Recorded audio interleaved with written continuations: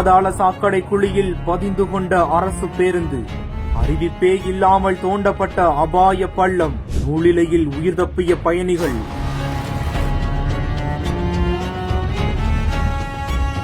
கோவை சிங்காநல்லூர் காவல் நிலையத்துக்கு எதிரே உள்ள சாலையில பாதாள சாக்கடை அமைக்கும் பணிக்காக சாலை ஓரம் தோண்டப்பட்டிருந்த ஆழமான குழியில அரசு பேருந்து ஒன்று எதிர்பாராத விதமா சிக்கி இருக்குது. இதனால பேருந்துல இருந்த பயணிகள் பதற்றம் அடைஞ்சு அவசரமா எந்த ஒரு பாதிப்பும் இல்லாம பேருந்தை விட்டு இறங்கியிருக்காங்க. இதனால அந்த பகுதியில போக்குவரத்து நெரிசலும் காணப்பட்டிருக்குது.